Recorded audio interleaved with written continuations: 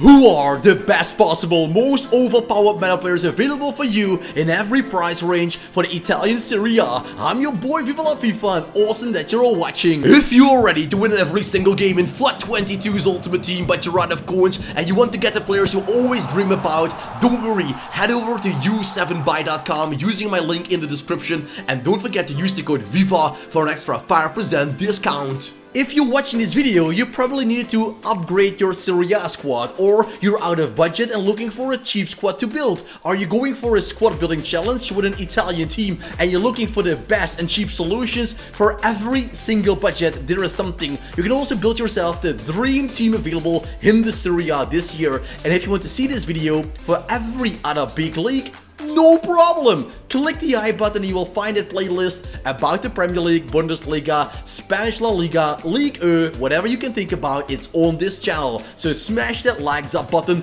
in the face. Starting the episode off with the goalkeepers, and we keep it quite simple with the goalkeepers. One cheap one, a middle, and a more expensive goalkeeper. Mike McNaugh is an incredible goalkeeper to use because he has special breath to save with his feet. His agility is incredible, and for a very cheap price, McNaugh is just superb. You know goalkeepers are overpowered already in FIFA, he makes it even better. Do you want to go for a very solid goalkeeper? Good handling, good positioning, good reflexes, but lacking the diving ability, Samir Handanovic is the man to go for, slightly above the 5k, so great signing. And the best goalkeeper out there, the most complete one, you can see that with 86 diving, 88 reflexes, 87 positioning. Vladimir Chesney is the best goalkeeper out there. Who are you going for? Who's matching your budget? Tell it in the comment section. Moving on with the center backs, and I have to tell you, the Serie A is heaven for center backs because even for less than 5k together, you can get Kostas Manolas and Tomori. What? I actually think you can get it for 3k together. So those two center backs can easily reach with you to Division 5, 4, 3, depending on your skill. So good, yes, so good, Viva. And that means Skriniar and Koulibaly are the upgradable players in comparison with Manolas and Tomori. So that is also something you learn in this video, to build a starting team and to upgrade it step by step without spending coins on unnecessary investments. And if you want to go a next level, we have one to watch Tomori.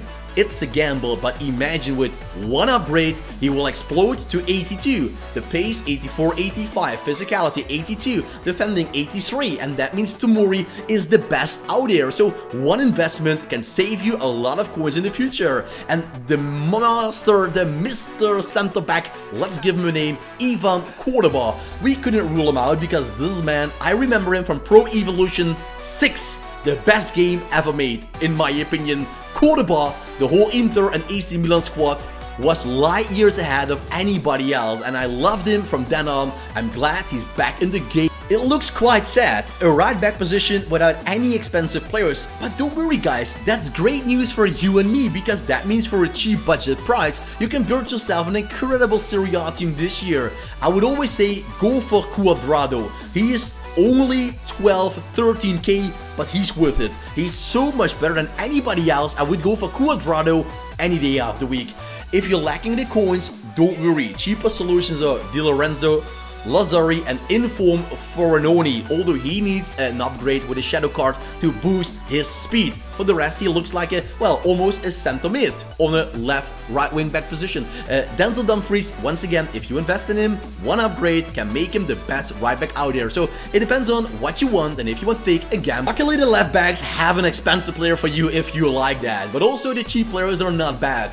Ballo Touré, one of the few silvers out there in the Serie A who actually can compete with gold cards. Alexandro needs a shadow card because his speed is way too low. Spinazzola needs a shadow card as well to upgrade his defending and physicality. You can also go for a different card, by the way, to only focus on the physicality and the defending. That's also not a bad idea. And, well, Mr. Left Back is Theo Hernandez. He might get several informed cards, so then this card will be, well, outshadowed. But for now, as a base card, a card like this, it is incredible. It's one of the most complete left backs ever in the FIFA game, and I think that tells the whole story. We're leaving the defensive line behind us, and we're going to the CDMs, center mids, and the camps. Give a thumbs up if you love it. What's important for a CDM? Good speed, good physicality, good defending. The passing, it's an extra. Jordan Veretout is a great player and also very complete. Even on the ball, he has skills. Frank Cassie is a total machine, a killing machine, a little bit like Rocky 3. They're doing that against, well, you know, the black fighter of the A-team. Yes, against that man. He looks like that. Likes B.A. Baracus, a monster on that pitch. So Frank Cassie is something I love since day one. Then we have Sandro Tanoli, his inform card, not bad, around 10 to 12k for an inform card with every single stat higher than 70 or higher than 80. Beautiful card.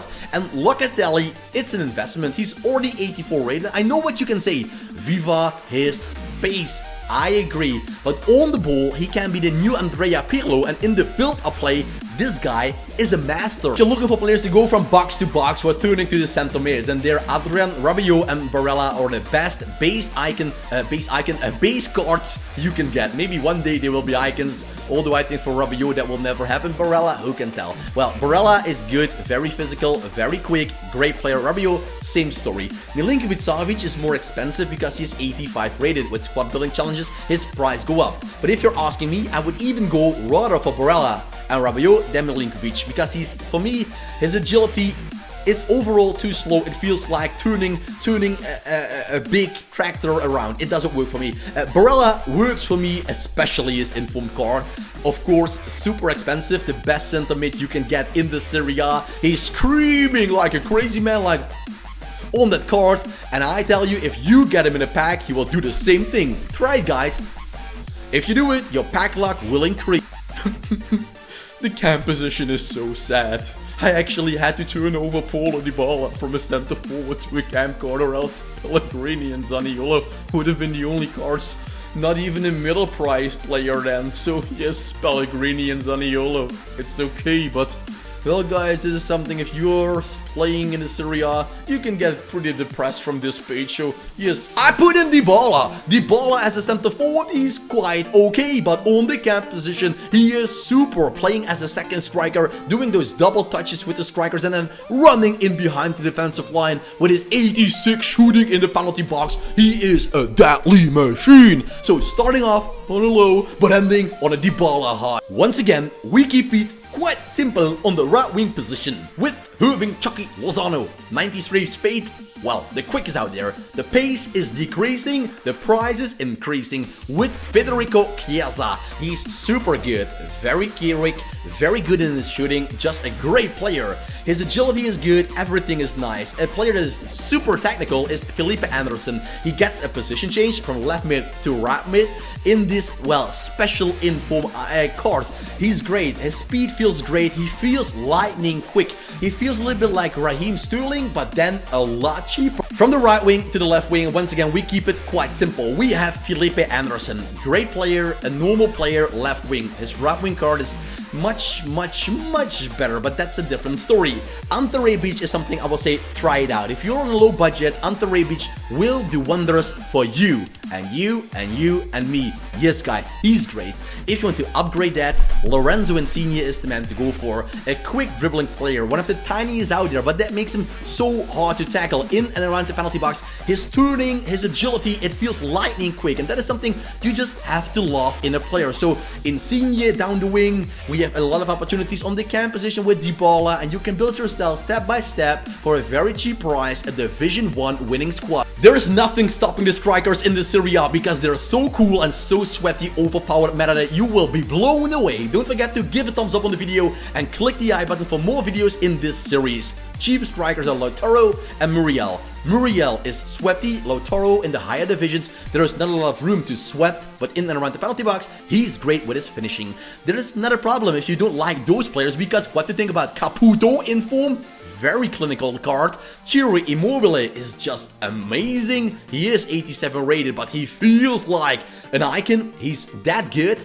But my favorite is Victor Osimhen, and you might say, Viva why? Well guys, this man is tall, and he feels for me like Pierre-Emerick Aubameyang in his best days in FIFA. 91 pace, 84 shooting, 84 physicality, the man has it all. Even his dribbling is okay. So with Osimhen, we find my favorite in the middle department, that is. We have Milito, Diego Milito, that is, Gabriel Milito was his brother as center back, I believe.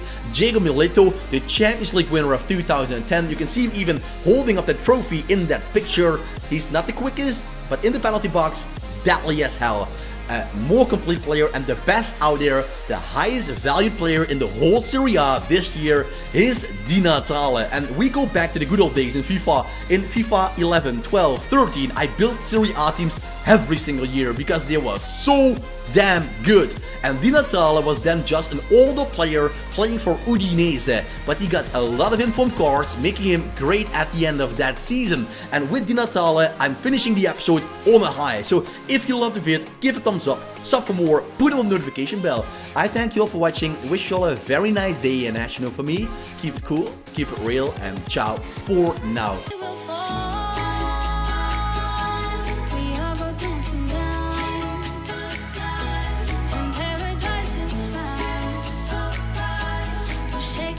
The ground.